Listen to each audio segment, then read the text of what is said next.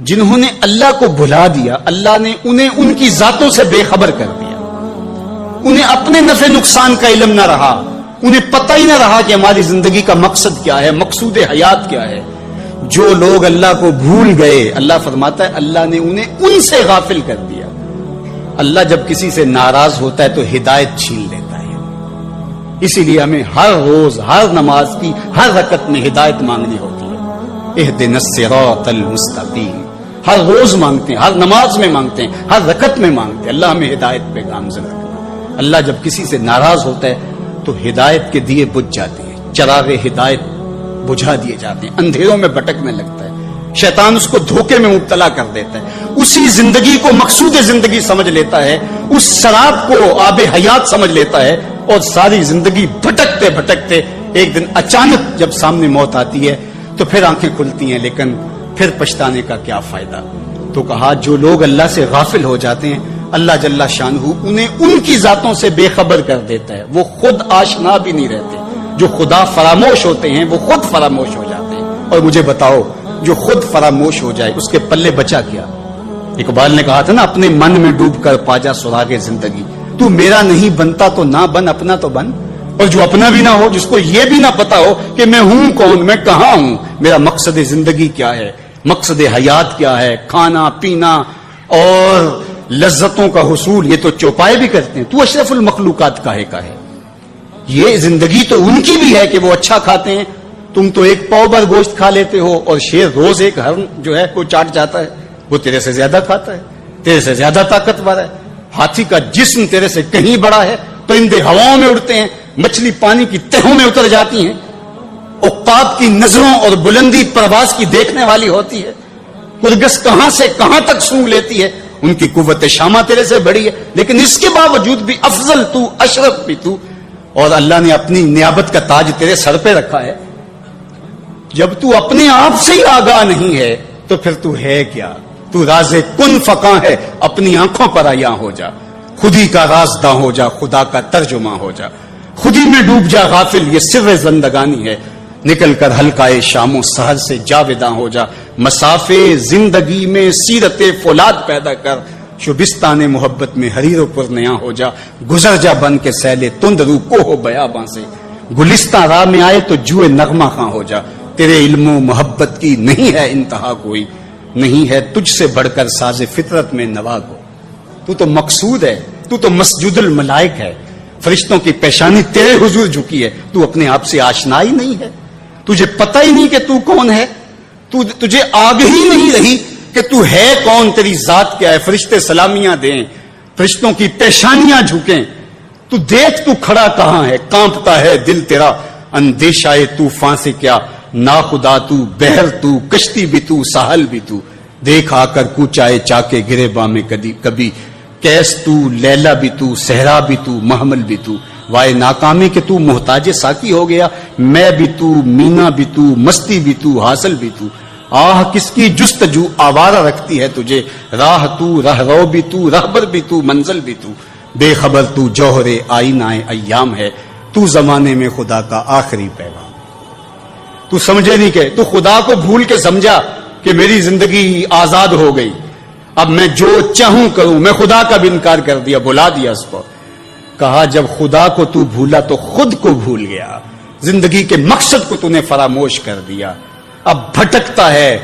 ارض فلات میں، جنگل میں پڑے ہوئے خشک پتے کی طرح، جس کو ہوائیں کبھی ادھر اڑا دیتی ہیں کبھی ادھر اڑا دیتی ہیں، مقصد حیات کا علم نہیں ہے، تو کون ہے، کہاں ہے، تیرا مقصد زندگی کیا ہے، خدا کو بھولنے کا یہ نتیجہ ہے جو تجھے بھگتنا پڑ رہا ہے۔ خدا آشنا ہو جا، خود آشنا ہو جائے گا، تجھے ذات سے آگہی ہو جائے گی، من کا شعور مل جائے گا، تجھے پتا چلے گا کہ میں کون ہوں، میری زندگی کا مقصد اور مقصود کیا ہے۔ تو اگر تو ایسا نہیں کرے گا تو اللہ تجھے تیرے سے بے خبر کر، تیری ٹانگیں نہیں توڑ دی جائیں گی، تیرا رزق نہیں چھین لیا جائے گا، تیری آنکھوں سے روشنی نہیں اچکی جائے گی، تیرے کانوں کی سماعت نہیں کھینچ لی جائے گی، یہ سب کچھ ہوگا لیکن مقصد زندگی نہیں ہے۔ بندہ سمجھتا ہے میں نے انکار کیا تو کیا ہو گیا، میاں اللہ نے تجھ سے ہدایت لے لی۔ کسی زمانے میں ایک شخص نے عیسائیت قبول کر لی اسلام چھوڑ کے، تو کچھ لوگ اس کو سمجھانے کے لیے علاقے بھر کے علماء جمع ہو کے گئے کہ یہ عجیب ماجرا ہے، تم نے اسلام چھوڑ دیا؟ اس نے کہا ایک دن سخت سردی تھی اور میں نماز پڑھنے لگا تو بے وضو ہی پڑھ لی اور بڑا ڈرا کہ یہ بہت زیادتی کی میں نے، تو لیکن مجھے ڈر لگ رہا تھا نماز کی حالت میں کہ کہیں اللہ کا قہر نازل نہ ہو جائے، لیکن کچھ بھی نہ ہوا۔ پھر ایک دن میرے پہ غسل واجب تھا اور میں نے اس حالت کے اندر نماز پڑھ لی، اور اس دن میں پھر ڈرا کہ یار زیادتی کی ہے تم نے، اللہ کا قہر آج ضرور نازل ہوگا۔ لیکن سلام پھرا، میں معمول کی زندگی گزارنے لگا۔ میں نے کہا اسلام تو دین ہی سچا نہیں ہے، میں اتنی توہین کی ہے، اتنی تذلیل کی ہے اس دین کی، لیکن مجھے کچھ نہیں ہوا، تو میں نے چھوڑ دیا اسلام کو۔ تو علماء نے کہا تو کہتا ہے مجھے کچھ نہیں ہوا، اللہ نے تجھ سے دین چھین لیا، تجھ سے دین چھین لیا، تیرے پلے رہا کیا؟ فَأَنْسَاهُمْ أَنفُسَهُمْ أُولَٰئِكَ هُمُ الْفَاسِقُونَ، کا یہ بے حکم ہیں، نافرمان ہیں، جو اللہ کو بھلا دیں، اللہ کو فراموش کر دیں، یہ فاسق لوگ ہیں۔ لا يستوی اصحاب النار واصحاب الجنہ، اہل جنت اور اہل دوزخ برابر نہیں ہو سکتے۔ ایسا نہیں ہوگا کہ ایک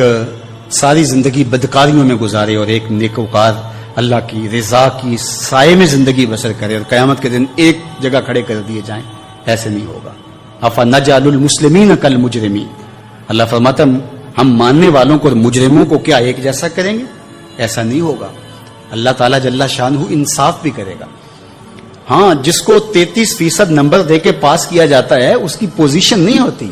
اس کو پاس ضرور کر دیا جاتا ہے، چلو اس کو سٹار لگا کے پاس کر دو، پوزیشن انہی کی ہوتی ہے جنہوں نے محنت کی ہوتی ہے، رت جگہ کاٹے ہوتے ہیں۔ تو کہا مجرم اور ماننے والے برابر نہیں ہوں گے، تو فرمایا کہ وہ بے حکمے ہیں جو اللہ کے حکموں کو توڑتے ہیں، اس کے احکام کی جو ہے وہ توہین کرتے ہیں۔ تو جنت والے اور دوزخ والے برابر نہیں ہو سکتے۔ جنت والے جنت کے مزے لیں گے اور جہنم والے جہنم کی جلستی آگ میں ایک ذلت کی زندگی کاٹیں گے، موت بھی نہیں ہوگی وہاں۔ اللہ تعالیٰ جل شانہ قیامت کے میدان میں موت کو مینڈے کی شکل میں ظاہر کرے گا۔ کہتے ہیں جنت میں جا کے جنتیوں کے سینے میں ایک ہی خدشہ ہوگا، کھٹکا ہوگا، کہیں موت نہ آ جائے اور یہ نعمتیں چھن نہ جائیں۔ اور جو جہنمی ہے ان کے سینے میں ایک ہی امید کا چراغ روشن ہوگا، کبھی موت آ گئی تو مر جائیں، جان چھوٹ جائے۔ پھر مینڈے کی شکل میں روایت میں آتا ہے کہ موت کو لایا جائے گا، جنتی جنت سے، جہنمی جہنم سے گردنیں نکال کے اس منظر کو دیکھ رہے ہوں گے، پھر موت کو ذبح کر دیا جائے گا۔ جنتی اتنے خوش ہوں گے کہ اگر موت کو موت نہ آئی ہوتی تو یہ خوشی سے مر جاتے، اور جہنمی اتنے افسردہ اور دکھی ہوں گے کہ اگر موت کو موت نہ آئی ہوتی تو یہ صدمے سے مر جاتے۔ اب موت بھی نہیں ہے، جلو جہنم میں، اور یہ جنت والے فائز المرام، اصحاب الجنت هم الفائزون، یہ کامیاب اور بامراد۔ اللہ اہل جنت سے کہے گا کہ اردیتم، کیا تم راضی ہو؟ تو وہ کہیں گے ہمیں کیا ہوا کہ ہم راضی نہ ہو، ہمیں تو وہ ملا کہ جس کا ہم تصور بھی نہیں کر سکتے تھے۔ دل میں خیال بھی آتے ہیں، وسوسے بھی آتے ہیں، اور ایسی ایسی خواہشات جنم لیتی ہیں کہ انسان خود اپنے پہ ہنستا ہے، لیکن ایسی خواہشات جس کی اتباع میں چل پڑا، جس کی خواہش میں چل پڑا، تو یہ ہلاک کر دینے والی چیز ہے۔ آرزو کا پیدا ہو جانا، حتیٰ کہ آرزو تو آرزو رہی، وسوسے کے پیدا ہو جانے پر بھی پکڑ نہیں ہے اگر اس کی اتباع نہ کی جائے۔ صحابہ نے حضور سے عرض کیا، حضور ہمیں ایسے وسوسے آتے ہیں کہ اگر ہم بیان کر دیں تو قتل کر دیے جائیں۔ اتنا غلیظ خیال باز کا انسان کے دل کی تختی پہ آتا ہے، دماغ کی سکرین پہ ابھرتا ہے۔ تو فرمایا کہ تم کیا کرتے ہو؟ تو انہوں نے کہا کہ ہم اس کو جھٹکنے کی کوشش کرتے ہیں، جب اس طرح کا کوئی خیال آتا ہے تو بندہ اس کو جھٹکتا ہے، دور کرتا ہے، اور بندہ خوف زدہ ہوتا ہے اور اللہ کی پناہ میں آتا ہے، اور اس کی ایک حالت ہوتی ہے۔ تو اس حالت کا انہوں نے ذکر کیا کہ ہم تو پھر یہ کرتے ہیں۔